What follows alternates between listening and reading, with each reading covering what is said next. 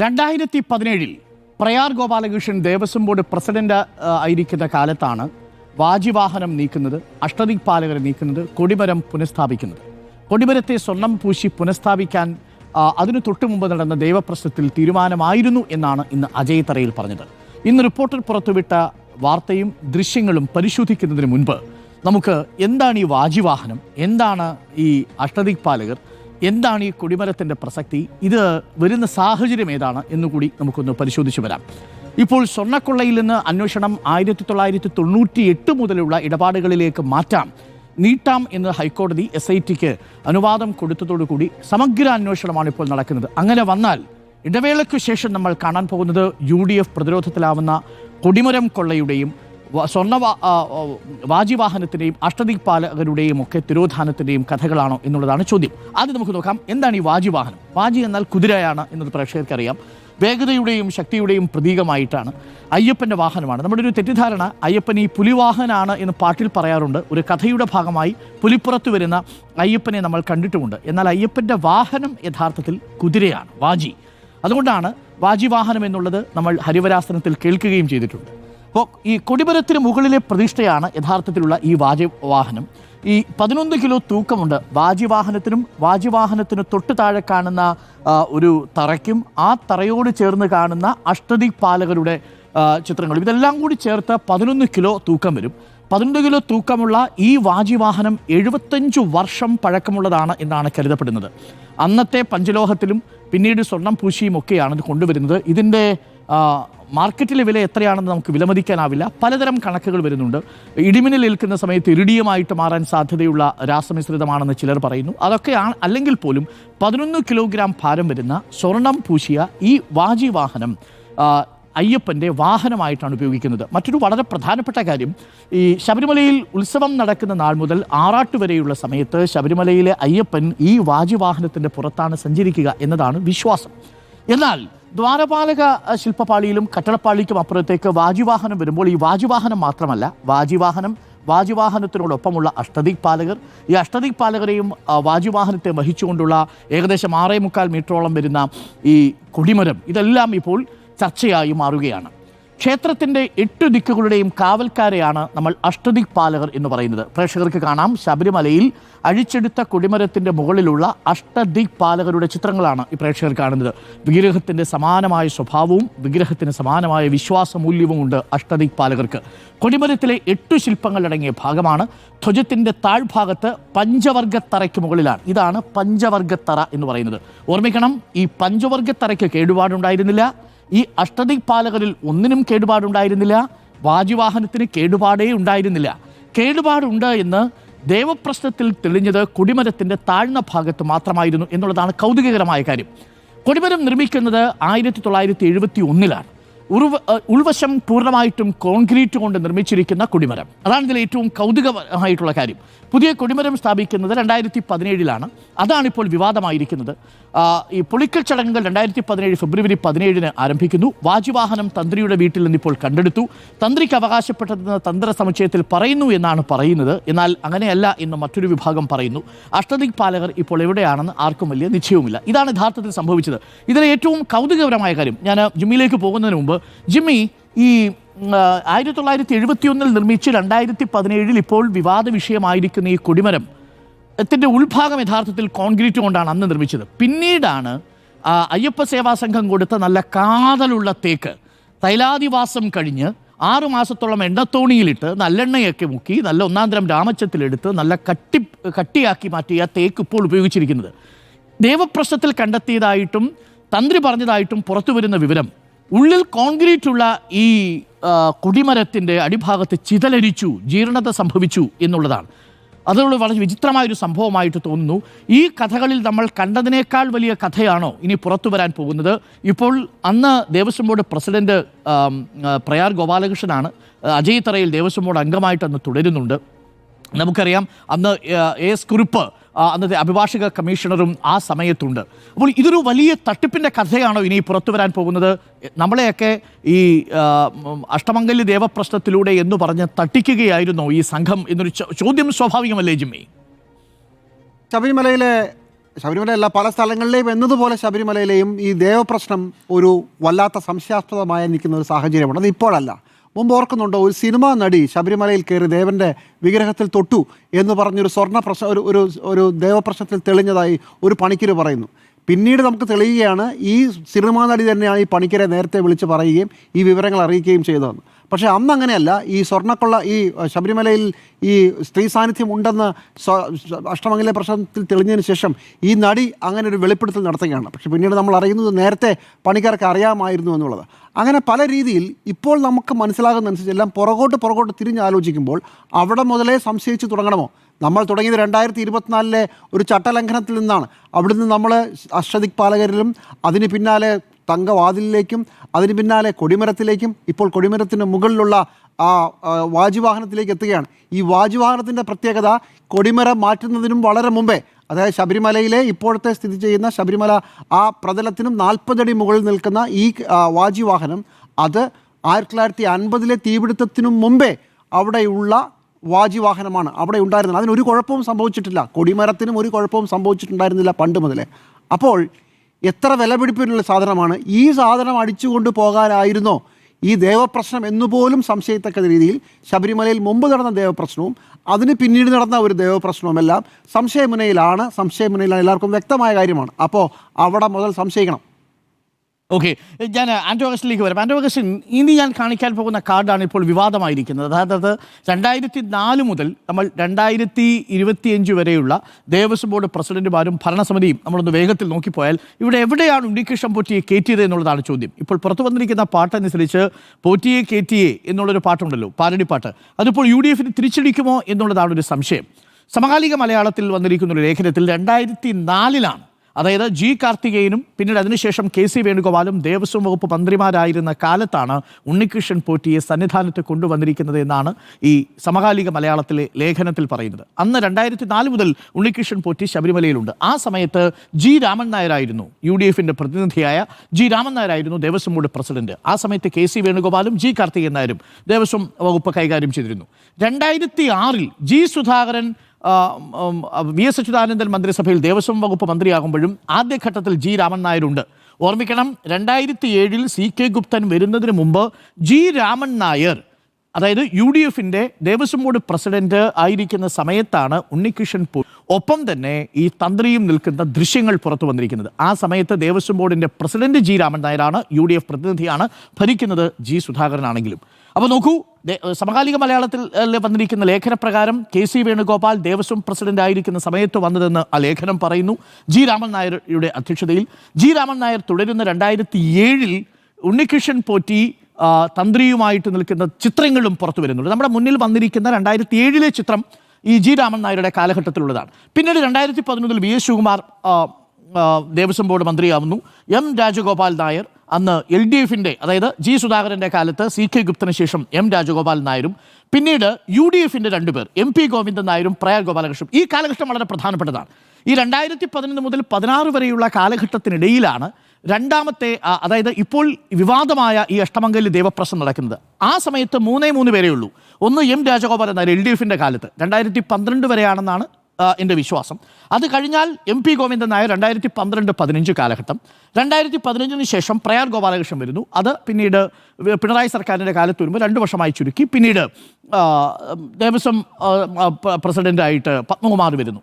ഇതാണ് നമ്മുടെ മുന്നിലുള്ള സംഭവം. 2014 കടകംപള്ളി സുരേന്ദ്രൻ്റെ കാലത്താണ് ഈ സ്വർണ്ണക്കൊള്ളയുടെ കാര്യം നടക്കുന്നത്. പ്രയാർ ഗോപാലകൃഷ്ണൻ അന്ന് UDF പ്രതിനിധിയെ തുടരുന്നുണ്ട്. അതിനുശേഷം പത്മകുമാറും വാസുവുമാണ്. പിന്നീട് K രാധാകൃഷ്ണൻ, VN വാസുവിനും, ഇപ്പോൾ K അനന്തഗോപനും PS പ്രസാദും K ജയകുമാറും. അതാണ് ഈ നിലവിൽ ദേവസ്വം ബോർഡിൻ്റെ ചരിത്രം. അപ്പോൾ ഈ ചരിത്രം നമ്മൾ പറയുന്നത് ആൻഡ്രൂ അഗസ്റ്റിൻ, നിർണായകമായത് ഈ 2011 VS ശിവകുമാറിൻ്റെ കാലം, അതായത് ദേവസ്വം ബോർഡ് പ്രസിഡന്റായിട്ട് ഉമ്മൻചാണ്ടി സർക്കാരിൻ്റെ കാലത്തിരിക്കുന്ന സമയത്ത് MP ഗോവിന്ദൻ നായർ UDF പ്രതിനിധിയായി വരുന്ന സമയത്ത് നടക്കുന്ന അഷ്ടമംഗല്യ ദേവപ്രശ്നം. ആ ദേവപ്രശ്നത്തിൽ തെളിയുന്നു കോൺക്രീറ്റ് കൊണ്ടുണ്ടാക്കിയ ഈ കൊടിമരത്തിൽ ചിതലിരിച്ചിട്ടുണ്ട്, ജീർണതയുണ്ടെന്ന് കണ്ടെത്തിയതിനെ തുടർന്നാണ് അത് മാറ്റാൻ തീരുമാനിക്കുന്നത്. ഏകദേശം ഒരു 3 വർഷത്തോളം എടുത്തു. 2015 കഴിഞ്ഞ് പ്രയാർ ഗോപാലകൃഷ്ണൻ പിന്നീട് അധികാരത്തിൽ വന്ന് 2017 ആകുമ്പോഴാണ് അത് കൊടിമരം മാറ്റുന്നത്. യഥാർത്ഥത്തിൽ സംശയം ഉണ്ടാവുന്നത് മുഴുവൻ ഈ കാലഘട്ടത്തിലല്ലേ ആൻഡ്രൂ അഗസ്റ്റിൻ? 2004 ഈ പറയുന്ന ഉണ്ണികൃഷ്ണൻ പോറ്റി ആദ്യമായിട്ട് ശബരിമലയിൽ കയറുന്നത് എന്ന് പറയുന്നത് തന്നെ വലിയൊരു അത്ഭുതമായിട്ട് തോന്നുകയാണ്. കാരണം 2011 ശേഷമുള്ള കഥകളെ നമ്മൾ ഇതുവരെ കേട്ടിട്ടുണ്ടായിരുന്നുള്ളൂ. ഇതിപ്പോൾ 2004 KC വേണുഗോപാലും പിന്നെ അതുപോലെ തന്നെ കോൺഗ്രസിൻ്റെ ഭരണകാലത്താണ് ഈ ഉണ്ണികൃഷ്ണൻ പോറ്റി ശബരിമലയിലേക്ക് കയറുന്നത് എന്നുള്ളത് വലിയ അത്ഭുതമായിട്ട് തന്നെ ഇപ്പോൾ എല്ലാവരും പറയുകയാണ്. അതിന് ശേഷം ഇങ്ങോട്ട് നടന്നതാണ് 11 തുടങ്ങി 16 വരെയുള്ള UDF ഭരണകാലത്ത് ശബരിമലയിൽ എന്താണ് നടന്നതെന്നുള്ളതിൻ്റെ ഏറ്റവും ചെറിയ ഉദാഹരണമാണ്. കാരണം 11 കിലോയോളം വരുന്ന ഈ പറഞ്ഞ വാജിവാഹനം, അഷ്ടദിക്പാലരടക്കമുള്ള ഈ കൊടിമരത്തെ സ്വർണ്ണം പൂശിയ കൊടിമരത്തിൻ്റെ തലപ്പത്തുള്ള 11 കിലോയോളം വലിപ്പമുള്ള സാധനം എടുത്ത് നമ്മുടെ തന്ത്രിയുടെ കയ്യിലേക്ക് കൊടുക്കുന്നത് പ്രയാർ ഗോപാലകൃഷ്ണനും അജിത് തറയിലെല്ലാം കൂടിയിട്ടാണ്. അതിൻ്റെ വിഷ്വൽസ് ആണ് റിപ്പോർട്ടർ TV പുറത്തുവിട്ടത്. ആന്റോ അഗസ്റ്റിൻ, ഞാൻ ആ ചിത്രം ഒന്ന് കാണിക്കട്ടെ. ഇപ്പോൾ ആന്റോ അഗസ്റ്റിൻ പറഞ്ഞ ആ ചിത്രമാണ് നമ്മളിപ്പോൾ പ്രേക്ഷകരെ കാണിക്കുന്നത്.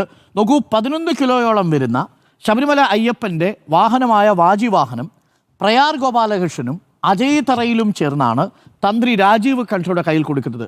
കോടികൾ ഒരുപക്ഷെ ഇതിന് വിലമതിക്കുമെന്നുള്ളതാണ് ചിലർ പറയുന്നത്. 75 വർഷത്തെ പഴക്കമുണ്ട്. ഇത് യഥാർത്ഥത്തിൽ ഊരായ്മ വിഭാഗത്തിൽപ്പെട്ടവർക്കാണ്. അതായത് ഇവിടെ ദേവസ്വം ബോർഡിനാണ് ഇത് കൈമാറേണ്ടത്. നേരത്തെ ഇരാറ്റുപേട്ടയിലെ ഒരു ക്ഷേത്രത്തിൽ, അതേപോലെ ശ്രീവല്ലഭ ക്ഷേത്രത്തിലൊക്കെ ഇത്തരത്തിൽ വിഗ്രഹ സമാനമായിട്ടുള്ള ഇത്തരം ഉരുപ്പടികൾ ദേവസ്വം ബോർഡിലേക്ക് കൈമാറുകയാണ് പതിവ്. അത് ഒന്നുകിൽ നശിപ്പിച്ച് കളയണം, അതല്ലെങ്കിൽ ബലി വിഗ്രഹത്തിന് വേണ്ടിയിട്ടൊക്കെ ഉപയോഗിക്കാം എന്നുള്ളത്. അത് 75 വർഷം മുന്നേ എന്ന് പറയുന്നത്, ഈ 75 വർഷം മുന്നേ എന്ന് പറയുന്നത് അത് തീ പിടിക്കുന്നതിന് മുൻപുള്ളതാണ്. അപ്പൊ അത് തന്നെ എടുത്തിട്ട് ഈ കൊടിമരത്തിന് മേലെ വെച്ചു എന്നുള്ളത് മാത്രമേ ഉള്ളൂ. അതെ, അതാണ് അങ്ങ് പറഞ്ഞതുപോലെ. അതായത് വളരെ വ്യക്തമാണ് ഈ വാജിവാഹനം കൊടുക്കുന്നത് ആരാണ് എന്നുള്ളത് വ്യക്തമാണ്. ഈ ദൃശ്യങ്ങൾ നോക്കൂ. ഇതാണ് അങ്ങ് പറഞ്ഞ ഉണ്ണികൃഷ്ണൻ പോറ്റിയും ഈ രാജീവ് കണ്ഠരും 2007 G രാമൻ നായരുടെ സമയത്ത് സന്നിധാനത്ത് നിൽക്കുന്നത്. തൊട്ടു പിന്നിലുണ്ട് പ്രധാന പരികർമ്മിയായിട്ട് അദ്ദേഹം അവിടെയുണ്ട് എന്ന് പറഞ്ഞാൽ, ഇപ്പോൾ സമകാലിക മലയാള ലേഖനത്തിൽ പറഞ്ഞതുപോലെ ഇതിന് 3 വർഷം മുമ്പ് തന്നെ ഉണ്ണികൃഷ്ണൻ പോറ്റി അവിടെ എത്തിയിട്ടുണ്ടാവണം എന്നതിൻ്റെ സൂചനയാണ്. അങ്ങനെ പറയാൻ കഴിയില്ല ആന്റോ അഗസ്റ്റിൻ? അല്ല, തീർച്ചയായിട്ടും. അല്ല, ഞാൻ പറയുന്നത് ഈ 2011-16 കാലയളവിന് ചെറുതായിട്ടേ കാണാൻ കഴിയില്ല എന്ന്. കാരണം ഞാൻ പറയുന്നത് ഏറ്റവും പ്രധാനപ്പെട്ട ഒരു അഷ്ടദിക്പാലം, അതായത് ശബരിമലയുടെ എല്ലാ ഭാഗങ്ങളെയും സൂക്ഷിക്കുന്ന അതാണ് കാവൽക്കാരായ ദേവന്മാരടക്കമുള്ള, അതുപോലെ തന്നെ ശബരിമലയിലെ ഉത്സവം തുടങ്ങി ആറാട്ട് വരെയുള്ള കാലയളവിൽ അയ്യപ്പൻ ഇരിക്കുന്ന വാജിവാഹനം അടക്കമുള്ള ഏറ്റവും പ്രധാനപ്പെട്ട എല്ലാ വിഗ്രഹ സംവിധാനങ്ങളെയും, ഏറ്റവും പ്രധാനപ്പെട്ട വിലപിടിപ്പുള്ള സംവിധാനങ്ങളെ എടുത്ത് ആരെ കയ്യിൽ കൊടുക്കുകയാണ്? ഈ പറഞ്ഞ ഉണ്ണികൃഷ്ണൻ പോറ്റിയുടെ കൊടുക്കുകയാണ്. എന്ത് രേഖകളുടെ അടിസ്ഥാനത്തിലാണ് കൊടുത്തത്? ഒരു രേഖയില്ല. അപ്പോൾ അതിൻ്റെ സമീപത്തുള്ളവരും ആ സമയത്തുള്ളവരൊക്കെ പറയുന്നത് എന്താ അറിയോ? കണ്ണുകൊണ്ട് കാണിച്ചു. എന്താണ് അത്? നമ്മുടെ തന്ത്രിയുടെ കയ്യിൽ കൊടുത്തോളാൻ കണ്ണുകൊണ്ട് കാണിച്ചു എന്ന് പറയുന്നത്. കണ്ണുകൊണ്ട് കാണിച്ചപ്പോൾ ഇതെടുത്ത് കയ്യിൽ കൊടുത്തു. ഇപ്പോൾ കേൾക്കുന്നത് എന്താണ്? ഇപ്പോൾ നമുക്ക് എന്തൊക്കെ വേണം? നമുക്ക് ദേവസ്വം ബോർഡിൻ്റെ അനുമതി വേണം, എല്ലാ അനുമതികളും വേണം. കഴിഞ്ഞ 2-3 ആഴ്ചയായിട്ട് നമ്മൾ ചർച്ച ചെയ്ത് മുഴുവൻ എന്താണ്? ഈ പറയുന്ന വാതിൽ പാളികളും കൊണ്ടുപോകുന്നതിന് തന്ത്രിയുടെ അനുമതി മേടിച്ചില്ല, ദേവസ്വം ബോർഡിൻ്റെ അനുമതി മേടിച്ചില്ല, ആരും അനുമതി മേടിച്ചില്ല. പക്ഷേ ഇത് നോക്കിക്കേ, ആ പ്രധാനപ്പെട്ട എല്ലാ വിഗ്രഹങ്ങളും ഈ പറയുന്ന വാജിവാഹനം എടുത്തു കൊടുക്കുന്നതിന് കണ്ണുകൊണ്ട് കാണിച്ചു എന്നാണ് പറയുന്നത്. അപ്പോൾ ഒന്ന് ആലോചിച്ച് നോക്കി ആ സമയത്ത് നടന്ന എന്തൊക്കെയായിരിക്കും എന്നുള്ളതാണ്. ഞാൻ അതിന് മുൻപ് ഈ 2015 ഈ ജന്മഭൂമിയുടെ ഒരു പ്രസ് റിലീസ് ഉണ്ട്. അതിനകത്ത് പറയുന്നത് ശബരിമലയിൽ പുതുതായി നിർമ്മിക്കുന്ന കൊടിമരത്തിന് ദേവസ്വത്തിൻ്റെ സ്വർണ്ണം ഉപയോഗിച്ച് നിർമ്മിക്കാൻ Devaswom board president advocate MP Govindan Nair അടക്കമുള്ള തീരുമാനിച്ചു. ഇതിനായി 130 കിലോ സ്വർണ്ണമാണ് വേണ്ടത്. ഭക്തൻ നൽകിയ സ്വർണം ദേവസ്വത്തിൻ്റെ പക്കലുണ്ട്. ഇത് ഉപയോഗിച്ച് പൂർണ്ണമായും സ്വർണ്ണത്തിൽ തന്നെ കൊടിമരം നിർമ്മിക്കാനാവും. കൊടിമരത്തിന് 15 പറയും, വെണ്ട, ദഡ്, വാഹനം, അഷ്ടദിക്പാലകർ, പഞ്ചവർഗത്തറ എന്നിവയ്ക്കും സ്വർണം നിർമ്മിക്കുന്നതിന് വേണ്ടിയിട്ടാണ്. അപ്പോൾ അത്രയും സ്വർണവും സംവിധാനവും എല്ലാം ശബരിമലയുടെ കയ്യിൽ തന്നെ ഉണ്ട്, ശബരിമലയിൽ തന്നെ ഉണ്ട്. അത് വെച്ചിട്ടാണ് നിർമ്മിക്കുന്നത് പറയുന്നത്. അപ്പോൾ ഒന്ന് ആലോചിക്കുക, ആ സമയത്ത് പറയുന്നത് എന്താ അറിയോ? നേരത്തെ അരുൺ പറഞ്ഞതുപോലെ ഈ പറഞ്ഞ സിമെൻറ്റ് കോൺക്രീറ്റ് തൂണാണ് അടിയിൽ ദ്രവിച്ചു എന്ന് പറയുന്നത്. നോക്കൂ ആന്റോ അഗസ്റ്റിൻ പറഞ്ഞ ആ പോയിന്റ് നമുക്ക് ഈ ചിത്രങ്ങളിൽ വളരെ വ്യക്തമാണ്. പ്രേക്ഷകർക്ക് ഇപ്പോൾ കാണാം. ഇതാണ് കൊടിമരത്തിൻ്റെ ഈ പഞ്ചവർഗത്തറയ്ക്ക് മുകളിൽ, അഷ്ടദിക്പാലകർക്ക് മുകളിൽ കാണപ്പെടുന്ന കൊടിമരത്തിൻ്റെ ഭാഗം. പ്രേക്ഷകർക്ക് വ്യക്തമായിട്ട് കാണാം. ഈ കൊടിമരമാണ് സ്വർണ്ണം പൂശിയിരുന്നത്. ഈ കൊടിമരം കോൺക്രീറ്റ് കൊണ്ടാണ് അതിൻ്റെ ഉൾഭാഗം നിർമ്മിച്ചിരിക്കുന്നതെന്ന് ഈ ദൃശ്യങ്ങളിൽ കാണാം. തടി കൊണ്ടായിരുന്നില്ല. 2017 ശേഷമാണ് തേക്കിനകത്ത്, നല്ല ഒന്നാം തരം തേക്കിനകത്ത് ഈ കൊടിമരം നിർമ്മിക്കുന്നത്. അപ്പോൾ കോൺക്രീറ്റ് കൊണ്ട് നിർമ്മിച്ച കൊടിമരം എങ്ങനെയാണ് ഈ അടിഭാഗത്ത് ചിതലിരിക്കുക? വളരെ പ്രധാനപ്പെട്ട അറിയില്ലായിരുന്നു ഇവർക്കത്. പിന്നെ എന്താണ് ഈ പറഞ്ഞ മരത്തിലാണോ നിർമ്മിച്ചത് കോൺക്രീറ്റിലാണോ നിർമ്മിച്ചതെന്ന് അറിയാത്തത് കൊണ്ടാണ് പറഞ്ഞത് അത് മരമായിരിക്കും എന്ന് വിശ്വസിച്ചിട്ടാണ് ഈ പറയുന്ന തേക്ക് മരം കൊണ്ട് ഈ എണ്ണയിലിട്ടതിന് വൃത്തിയാക്കി എടുക്കുന്നത്. മനസ്സിലായോ? അത് കഴിഞ്ഞിട്ടാണ് ഇത് പൊളിക്കുമ്പോഴാണ് മനസ്സിലാകുന്നത് എന്ത് ഈ പറഞ്ഞത് ഇത് തേക്കല്ല, ഇത് കോൺക്രീറ്റ് ആണ്. കോൺക്രീറ്റ് ആണ് എങ്ങനെയാണ് ചതലരിക്കാൻ കഴിയുക? അതാണ് ഇതിനകത്ത് വേറൊരു പ്രശ്നം. ഈ ചർച്ചകളെല്ലാം വന്ന് ഈ സോണിയാഗാന്ധിയിലേക്ക് നിൽക്കുമ്പോൾ BJP നേതാക്കൾ ഉന്നയിക്കുന്ന ഒരു ആരോപണം, അത് നമ്മൾ ഒട്ടും വിശ്വസിക്കാത്തൊരു കാര്യമാണ്. ഒരു തരത്തിലും അങ്ങനൊരു സംഭവമേ നടന്നിട്ടുണ്ടാവില്ല എന്ന് നമ്മൾ കരുതുന്നു. പക്ഷേ അങ്ങനെ ഒരു ആരോപണത്തിന് ഇടയാക്കി കൊടുത്തു. കാരണം പിയാസുൽ കൂടി നമുക്കിപ്പോൾ ഡൽഹിയിൽ നിന്ന് ചേരുന്നുണ്ട്. പിയാസുലിൽ ഈ ഉണ്ണികൃഷ്ണൻ പോറ്റി സോണിയാഗാന്ധിയെ വന്ന് കണ്ടത് പിന്നീട് BJP വേറൊരു തരത്തിൽ രാഷ്ട്രീയായുധമാക്കി മാറ്റി. ഇറ്റലിയിലുള്ള ആൻറ്റീക്ക് ഷോപ്പിനെയൊക്കെ അതിലേക്ക് പിടിച്ചുകൊണ്ട് വന്നു. അതിലൊന്നും നമ്മൾ വിശ്വസിക്കുന്നില്ല, ഒരു തെളിവ് നമ്മുടെ മുന്നിലില്ല. പക്ഷേ ഇപ്പോൾ നമ്മൾ കാണുന്ന ഈ ദൃശ്യത്തിൽ കാണുന്ന ഈ അഷ്ടദിക്പാലകർ എന്ന് പറയുന്നത് ഒരു ആൻറ്റീക്കായിട്ടുള്ള മെറ്റീരിയൽ കൂടിയാണ്. അതിന് വിശ്വാസമൂല്യമുണ്ട്.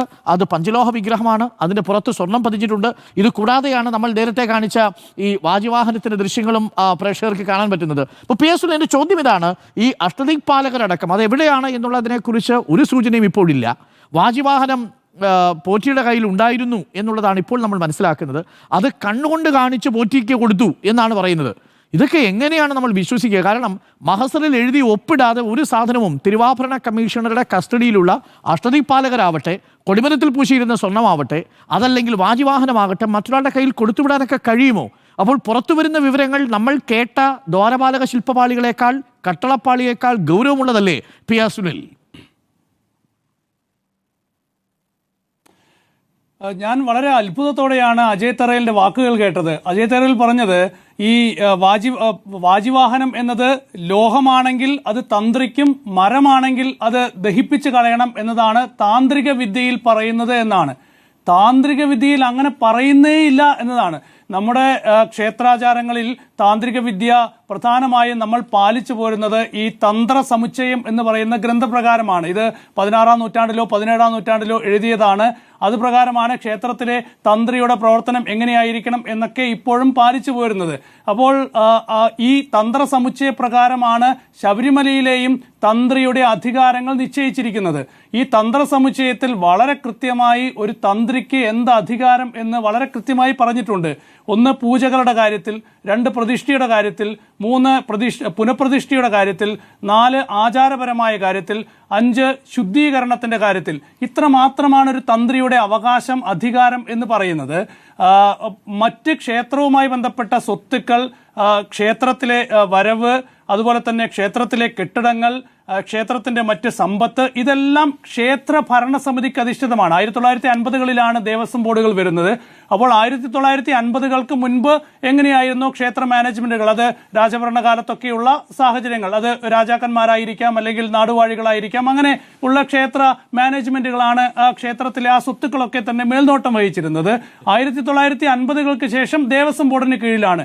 കൊടിമരം എന്ന് പറയുന്നത് ദേവന്റെ സ്വത്താണ്. എന്താണ് കൊടിമരം എന്ന് പറയുന്നത്? കൊടിമരം എന്ന് പറയുന്നത് ദേവന്റെ സാന്നിധ്യം അറിയിക്കുന്നതാണ് ഈ കൊടിമരം എന്ന് പറയുന്നത്. അപ്പോൾ ദേവന്റെ സ്വത്താണ് കൊടിമരം. അത് സ്വാഭാവികമായും അത് തന്ത്രിക്ക് യാതൊരു അവകാശവും ഇല്ലാത്തതാണ്. അപ്പോൾ തന്ത്രിക്ക് യാതൊരു അവകാശവുമില്ല എന്ന് തന്ത്ര സമുച്ചയത്തിൽ തന്നെ പറയുന്നത്. തന്ത്ര സമുച്ചയം എന്ന് പറയുന്നത് അത് പാലിച്ചുകൊണ്ടാണ് നമ്മുടെ നാട്ടിലെ ക്ഷേത്രാചാരങ്ങളൊക്കെ തന്നെ ഇപ്പോഴും നടക്കുന്നത്. അപ്പോൾ ആ തന്ത്ര സമുച്ചയത്തിൽ പോലും പറയാത്ത ഒരു കാര്യം ഇപ്പോൾ അജയ് തറയൽ പറയുകയാണ്, താന്ത്രിക വിദ്യ പ്രകാരം ഇത് തന്ത്രിക്ക് അവകാശപ്പെട്ടതാണെന്നാണ്. അതായത് ശബരിമല ക്ഷേത്രത്തിലെ ഒരു സ്വത്ത്, അത് ദേവസ്വം ബോർഡ് കൈകാര്യം ചെയ്യേണ്ട ഒരു സ്വത്ത്, അത് തന്ത്രിക്ക് കൊടുക്കാനായി ദേവസ്വം ബോർഡ് തീരുമാനിക്കുകയാണ്. ഗുരുതരമായ വീഴ്ചയാണ് സംഭവിച്ചിരിക്കുന്നത്. ഇത് നിയമപരമായും ഗുരുതരമായ വീഴ്ച ഇക്കാര്യത്തിൽ സംഭവിച്ചിട്ടുണ്ട്. ഒരു രേഖയുമില്ലാതെയാണ് കൊടുത്തുവിടുന്നത്. അപ്പോൾ ഈ താന്ത്രിക വിദ്യ പ്രകാരവും ഇത് വലിയ ലംഘനമാണ് നടന്നിരിക്കുന്നത്. അപ്പോൾ പ്രിയപ്പെട്ട പ്രേക്ഷകർക്ക് ഇത് കാണാം. ഒരിക്കൽ കൂടി പ്രേക്ഷകർ നമ്മൾ ചർച്ചയിലേക്ക് കടക്കും മുമ്പ്, ഇതാണ് കൊടിമരം. ഈ കൊടിമരത്തിൻ്റെ ഇതാണ് പഞ്ചവർഗത്തറ. ആ പഞ്ചവർഗത്തറ നിർമ്മിച്ചിരിക്കുന്നത് തന്നെ പഞ്ചലോഹം കൊണ്ടാണ്. അവിടെ തന്നെ പ്രേക്ഷകർക്ക് ഈ അഷ്ടദിക്പാലകരിൽ ചിലത് കാണാൻ സാധിക്കും. പ്രേക്ഷകർക്ക് ഈ പഞ്ചവർഗത്തറയിലത് കാണാം. ഇതൊക്കെ എവിടെയാണ് എന്നുള്ളതിനെക്കുറിച്ച് ഒരു സൂചനയുമില്ല. ഇത് പൂർണ്ണമായിട്ടും കോൺക്രീറ്റ് കൊണ്ട് നിർമ്മിച്ചിരിക്കുന്ന തറയാണ്. അതിൽ കോൺക്രീറ്റ് കൊണ്ട് നിർമ്മിച്ചിരിക്കുന്ന കൊടിമരമാണ്. ഇതെങ്ങനെയാണ് ചിതലിരിക്കുക? എങ്ങനെയാണ് ചിതലരിച്ചു എന്ന് പറയാൻ കഴിയുക? 2017 ചിതലരിച്ചു എന്നതിൻ്റെ പേരിൽ മാറ്റുന്നത് ഈ കൊടിമരമാണ്. അതിൻ്റെ പേരിലുള്ള ട്രാൻസാക്ഷൻസ് ഇപ്പോൾ അന്വേഷണ പരിധിയിലേക്ക് വരുന്നു എന്നാണ് നമ്മൾ മനസ്സിലാക്കുന്നത്. ഇനി നമ്മൾ ചർച്ചയിലേക്ക് കടക്കുന്നതിന് മുമ്പ് ഈ വിഷയത്തിൽ 2 പ്രതികരണങ്ങൾ ഇന്ന് വന്നു. അതൊന്ന് എം പി രാജേഷ് ഇന്ന് UDF-നെ, കോൺഗ്രസിനെ വെല്ലുവിളിച്ചതാണ്.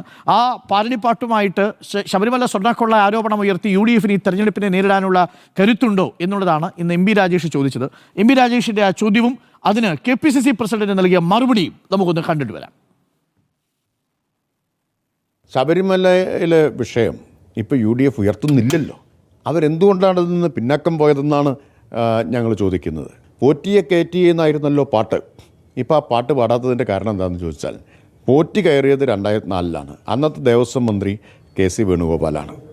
ഇന്ത്യയിൽ ഏറ്റവും സുരക്ഷിതത്വമുള്ള, അതീവ സുരക്ഷാ മേഖലയിലുള്ള സോണിയാഗാന്ധിയുടെ വീട്ടിലെങ്ങനെ പോറ്റി കയറി എന്ന ചോദ്യം വന്നതോടുകൂടി പിന്നെ പോറ്റി എന്ന വാക്കേ മിണ്ടുന്നില്ലല്ലോ കോൺഗ്രസ്.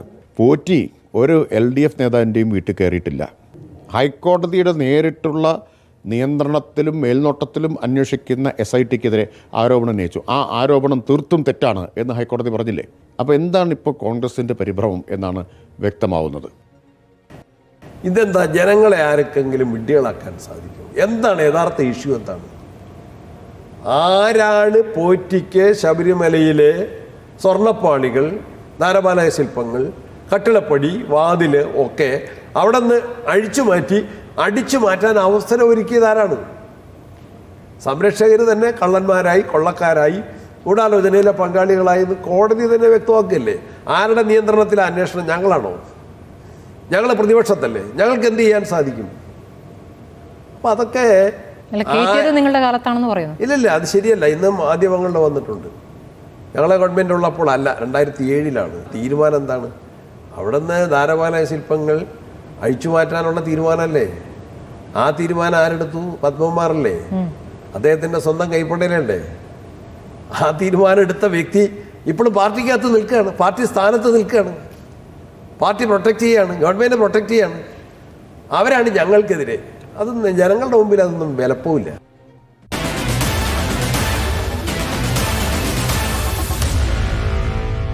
Meet the editors.